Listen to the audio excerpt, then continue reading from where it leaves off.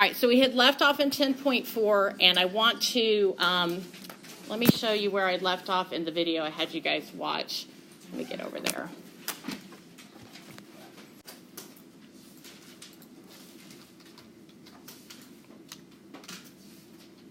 Okay, and if I'm correct, make sure. That's the last thing I had you guys take. Let me, bless you, let me make this real clear. You guys do not need to memorize these properties. I want you to know they exist and all of that, but you're not going to be tested on your memorization of these properties. And the really nice thing about vectors is they kind of do exactly what you think they should. So it's not like in math, sometimes you're like, I think it should do this, and that's completely wrong. In this case, you're pretty safe usually with vectors. So I just want to stress, remember one thing about vectors is there's a direction. That's a big thing. It's not just a distance. It actually has an associated direction, and then there is a length. So there's a magnitude, how powerful it is, or how, and we'll say the more powerful it is, the longer we'll draw the vector, that kind of thing, right? Okay, now we have just a lot of these definitions. This is for magnitude, and actually I wish they gave you the definition first, so we'll change that real quickly. Let me find the magnitude definition.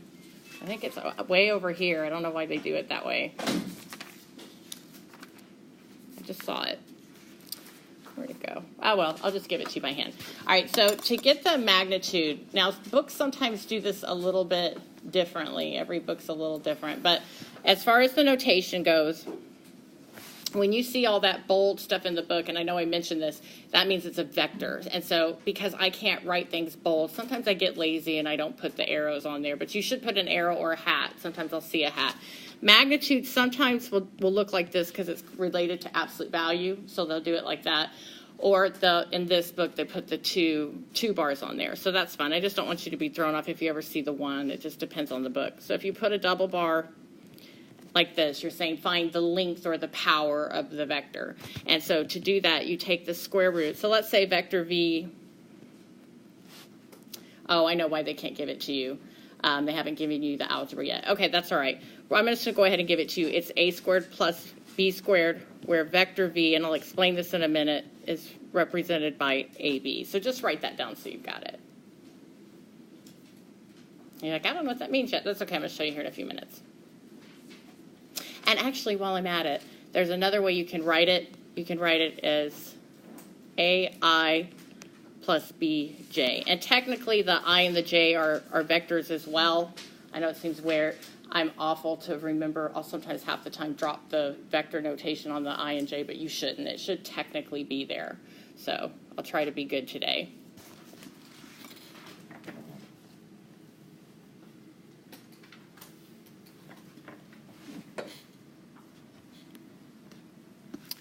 Okay, then the next thing that we have is, let me pause this for, there it goes. Okay, so the next thing I want you guys to kind of see is right here, these are the properties.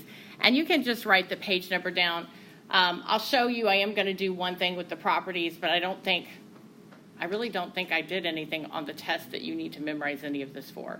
The first thing is when you look at your properties of the magnitude, they say it's going to be positive, but that makes sense because you've got two squares in the formula, so there's no way it would ever be negative. So we're like, yeah, we get that. You could get the zero vector, which means that your magnitude would also be zero because your zero vector is like 0, 0, all right? If you have a negative sign, you wind up dropping it, and that's actually because of this rule right here. If you have a number in front, you know that just increases the magnitude or the length of the vector. We call that the scalar. You just absolute value it when you pull it out. Just make sure it's positive. So that's it for that. And so that's why when you take the negative out, it becomes positive, is because the absolute value. And then if you get, this is what I just said, that the magnitude is 0, it means you've got the 0 vector here. So again, I'll give you just a few minutes just in case you want them.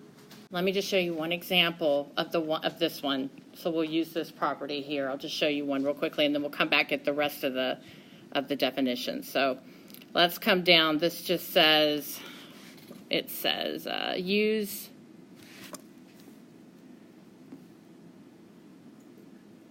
I guess I'll put find the value.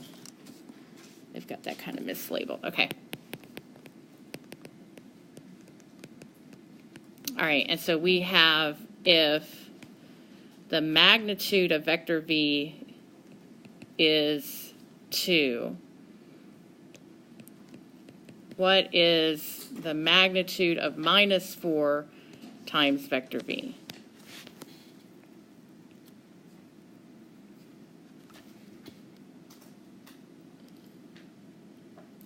All right, and so what I want you to see, this is using that property where you've got a scalar, the alpha, or a scalar, just think of it as a number. That's all it is. You've got a number in front of the vector. Can you guys tell me what's the number in front on this one? Yeah, it's negative 4. And so what you want to use is, the rule says take the absolute value of the number and then multiply it by the magnitude of the vector. Okay? That's what they're telling us to do. Now, we already know what the magnitude of the vector is. The magnitude of the vector is what? 2. All right, so then that means for us, for this one, we're going to have the absolute value of negative 4, correct, times what?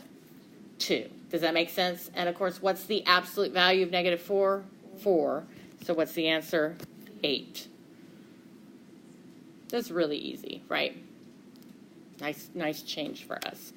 Okay. All right. Okay, so just a few more properties so that we can just kind of move on and work the problems, which are not that bad. Let me go back to the book, and I'm going to flip over to 756 here.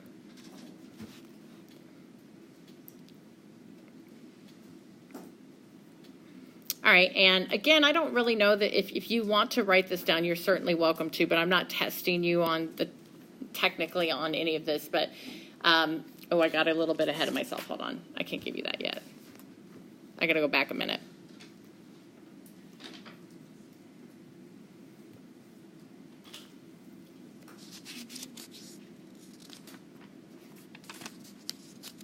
Yeah, I did. Okay. All right. Let me come down a little ways before I can move on to that. Actually, I need to go one more back. So we have that. We have this. And then right here is something that we call the unit vector. And so let me mark that for you real quickly. Your unit vector, so notice it's in bold, so we know it's a vector. It just means that the magnitude or the length is 1. And I don't think you guys will be surprised about this, because what's the radius on your unit circle? 1. So your unit vectors wind up where their terminal points are on the unit circle. So, I mean, that's just a way that we do it. So if it ever asks you to find the unit vector, it just means make the magnitude 1, you know. So, and I can show you how to do that. It's not hard. Okay, so that's just some terminology there. When you hear unit vector, your mind just needs to click and say the magnitude's 1, okay? And 1's pretty neutral for us. And then down here, this is the part that I needed to show you, I guess, before I gave you the magnitude, but that's okay. Your algebraic vector, and this was the notation I gave you. So when you have an algebraic vector, notice vector v is bold, so you put an arrow on it. You use this vector notation, and so it's not parentheses, it's kind of those little pointed bars there. And the two numbers in the inside are called A and B. They're called the components. Now, I want to put a picture with this for you guys. There's a nice picture actually on the other side of the book, but I just want you to see it. It doesn't matter where you are in the plane, but if you have a triangle out here somewhere in the plane, you say this is length A and this is length B. So I should say a right triangle. And this is your vector v right here. Notice I put an arrow on it. Do you guys kind of see it? And so what the A and B are, just think of them as your X and Y components. All right, and they don't call them X and Y. Instead, they attach them to a unit vector, because 1 times anything doesn't change it. Are you guys kind of following me? But it puts the proper direction on there. So technically, these have their own kind of directions. And I'm going to go ahead and tell you how they call them. They call this one, let me kind of come below. So they call this the I component right here, and they call this one the J component, or the J vector, I vector and J vector. And then the A and B are called the components. They're like the coefficients, I guess. So the I and J just give the direction. Remember, we've kind of standardize them by making them 1 so they don't affect it, but then you can blow them up or shrink them down with the A or B. Make sense? Otherwise, their terminal points are sitting there on the unit circle.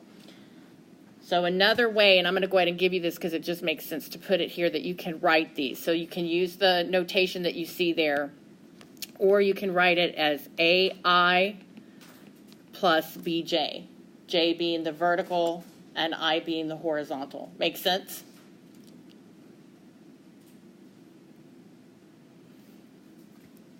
I give you just a minute there. I should have been a little bit careful when I told you this. Technically, for the terminal point to be on the unit circle, the initial point needs to be at 0, 0 at the origin. And you can see all kinds of benefits, even if your A and B cause you to not be on the unit circle, but you're further out.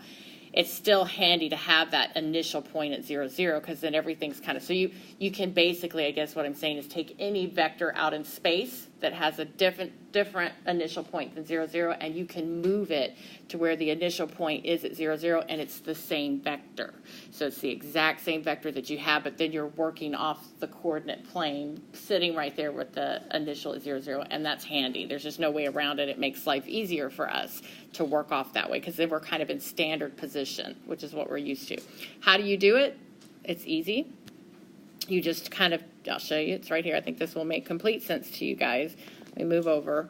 So right here they show you if you want to have that vector with the initial point at the origin, that's called the position vector. So let me mark that for you.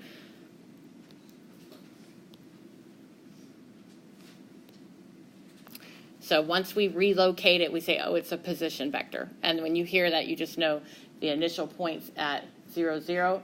The terminal point will be AB. It just won't be in vector notation. It'll just be the point AB, right? Because that's going to be where you're going to fall when you do your A and your B. Okay. All right, to give you a second.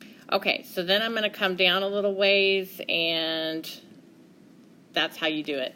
So if your vector is not a position vector, meaning that your initial point is not at 0, 0, but you want to move it, have the same vector, but with the initial point at 0, 0, this is how you do it. Take the difference in your x's, and actually the order matters because you want to do, with x2 is the further one out, you want to do x2 minus x1. You could change the order, but then you'd have to put them in absolute value. So I just wouldn't do that. Just do the furthest out one, so x2 minus x1 and y2 minus y1. I'll show you the picture real quickly. I know you're trying to copy it, but see how x2 and y2 is the terminal point. Does everybody see that? So the further out one. So the order is important here unless you put them in absolute value, and you'll probably forget. So just always do terminal minus initial. And that will make it, that'll make it a position vector. So when you do this, that puts the initial point at 0, 0. This is how you do it. So I give you a minute. All right, so let's do one. Let's see. This one says the vector v has initial point P.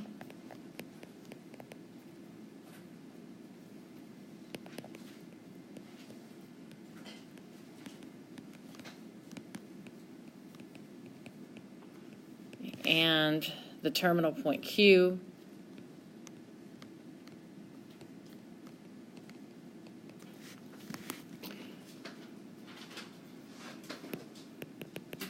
Write B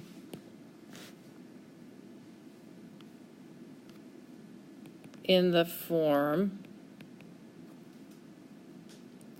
AI plus BJ, and it says that is find its position vector. Okay, so when you have your vector written in this form, that AI plus BJ form, that means that it's a position vector, which means that the terminal point is where? At 0, 0. So anytime you write it in the AI plus BJ form, it does mean that your initial point is at 0, 0. Make sense? Okay. And of course, that's how you want to work anyway. But okay. So let's take a look at what they gave us. So in this case, looking at question 32, we're given that the initial point P is negative 3, 2, and we're given the terminal point Q is 6, 5. And so we know to get vector V in that, to get a vector, this is not a position vector starting out because the initial point is not 0, 0. It's at negative 3, 2. Let me make this consistent here. Okay. So you want to do x2 minus x1 and then y2 minus y1, and then you can write that as ai plus what? bj. Make sense? And the vectors are on the I and the j. Remember, those are unit vectors, meaning a magnitude 1. So this is your initial. You always want to label your initial point as your x1, y1, and your terminal point is what? Your x2, y2. So to get your vector v, take your x2 minus your x1, and then your y2 minus your y1. Does everybody see it okay? And so you get 6 plus 3 is what? 9, and then 5 minus 2 is 3. Does that look okay? You got it? And so it would be 9i plus what? 3j. Remember, those are just giving you the right directions. So just think of the I as the horizontal part of your right triangle, and the j is the vertical part of your right triangle, right? And then the hypotenuse, I'm being a little incorrect, but that's the vector. Just remember, you have to put an arrow on it for it to be a vector. That's the only thing. Okay, it's not just a length. All right, everybody got that? You're okay with that?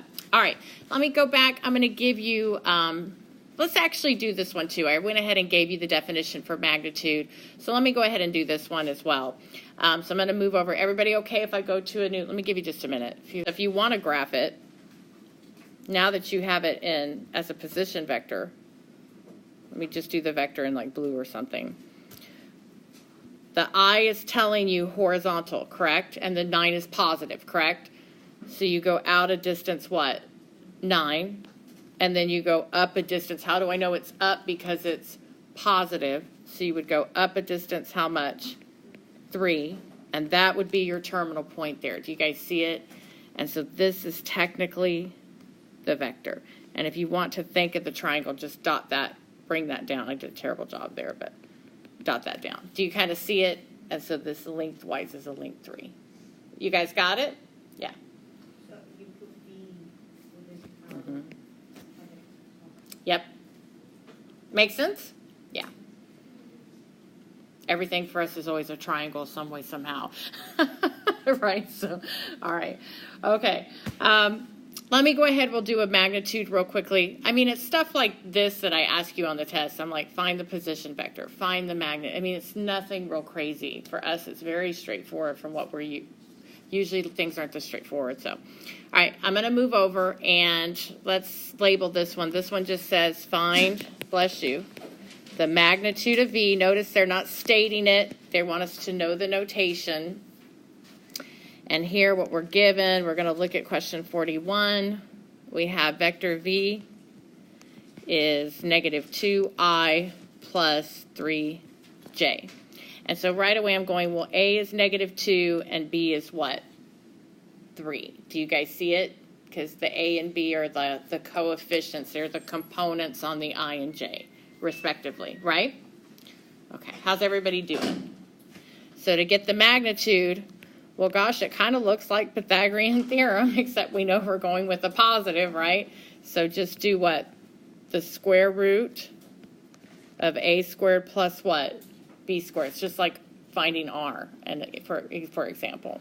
Just making sure you go with the positive case. So you'd have the square, you'd have negative 2 squared plus 3 squared. So what do you get? 4 plus 9, which is what? Square root of 13. So you say the magnitude of this vector, so the length of the vector is square root of 13. Okay. Bigger magnitude, bigger length.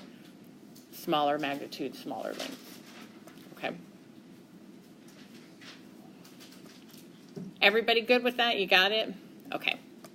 All right, I want to show you, again, I do not want you to memorize these because when we do the examples shortly following, you're going to realize that it's exactly what you think you should do. I think you just need me to point it out and say it's okay.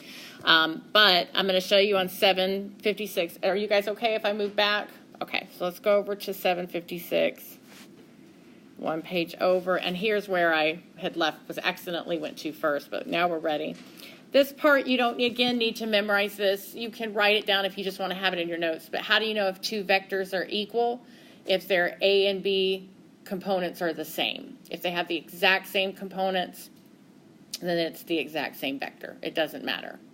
Okay, so I'll give you a minute, and just in case you do want this.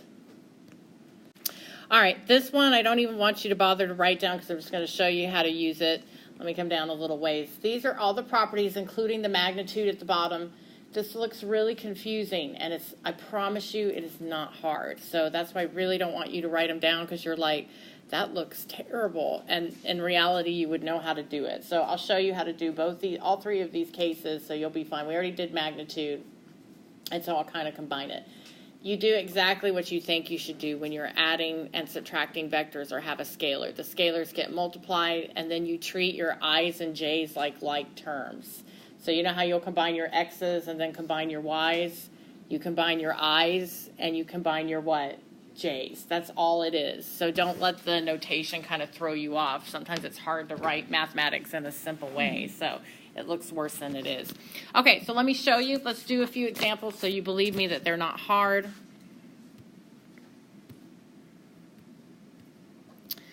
Let me see here. This just says find each quantity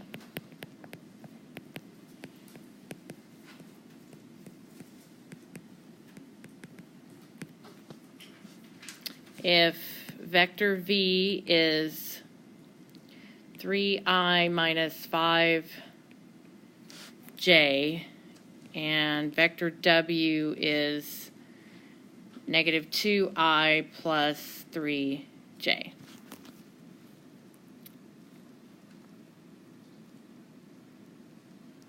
And so the first thing, we'll do two of these. I want you to see question 44. They want us to find 3v minus 2w. So this is using those properties. The 3 and the 2 are scalars. So remember, the scalars will either increase the magnitude or what? Shorten the magnitude. It just depends. But these are 3's and 2's, so they're going to make it a little bit longer vector. The negative, again, remember, it's going to switch the direction. So you actually do a plus a negative. So I'll go ahead and write it like that. Technically, what you're doing is plus minus 2 times w. But you don't even need to write it that way. So don't even worry about that. Okay. Now, what you're going to do, though, is you are going to plug in what the vectors are. So you're going to come back and you're going to say, okay, what is vector v? It's 3i minus what? 5j. And you're going to plug that in for vector v. And what's w? Negative 2i plus 3j. And you're going to plug that in for vector w. So you're going to say 3 times, put in vector v. And then you're going to do minus 2, now plug in vector w. Are you guys okay with that? And then we're getting a new vector. So this is going to give me this new vector, 3v minus 2w, bless you. So that's what that's giving me. Okay, so just to get all my notation in there. Are you guys all right with that? Bless you. Okay, so my new vector, let's see. 3v minus 2w, that new vector. Now, what do you think you should do? Distribute the 3 and distribute what? The negative 2? That's exactly what you're supposed to do. So go ahead, distribute the 3. It would be 9i minus what? 15j. Now distribute the negative 2. 4i minus what? 6j. Does everybody see it?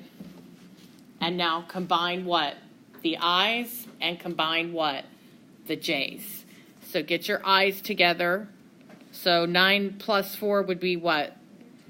And now get your j's together. Negative 15 minus 16 would be what? 21. Negative 21. And that's it. That's your new vector. So it's nice. It's one of those things you actually do what you think you should do, and it is correct. So, okay, let me show you. We'll use those same 2 vectors, but let me show you one more quick example. Again, this is really, really easy.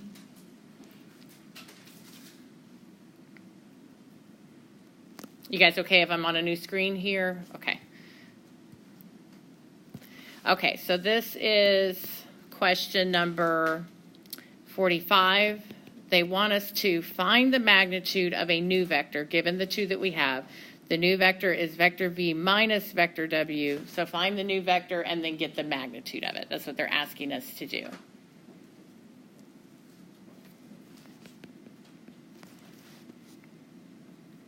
So the first thing I'm going to do is I want to find vector v minus vector w. I want to see what that is. Now, how do you do that?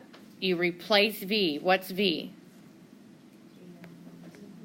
Good, 3i minus 5j. Don't forget to put your parentheses here so you don't forget to distribute. Minus vector w, which is what? Do you guys see that okay? So first we're finding the new vector, vector v minus vector w, and then we'll get its magnitude. So distribute your negative. You're going to have vector v minus vector w would be 3i minus 5j plus what? 2i minus 3j, right? Combine your i's. What are you going to get, guys? Good, 5i, and then what? Minus 8j. You guys got it? Easy, right? Now you have your new vector with its new components, and now you can get what? The magnitude. Because what is a now? 5, and b would be what? Negative 8. Does everybody see it? So to get the magnitude, just take the square root of a squared plus b squared.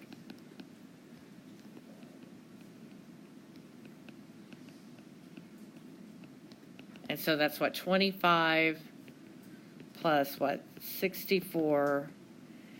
That's going to be 9 square root of 89. Yeah.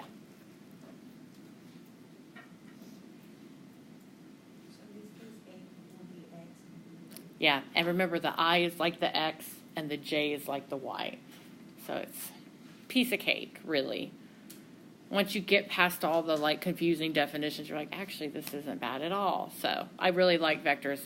They're handy and they're really easy to use. So, okay, I have couple more things to show you. Then we have one word problem to knock out. This is our longest section today, by the way. It's just finishing this up. So the next one's even shorter. All right, I'm going to flip back to the book. Let me go to 757. I want to show you this one. Actually, let me stop and restart real quickly.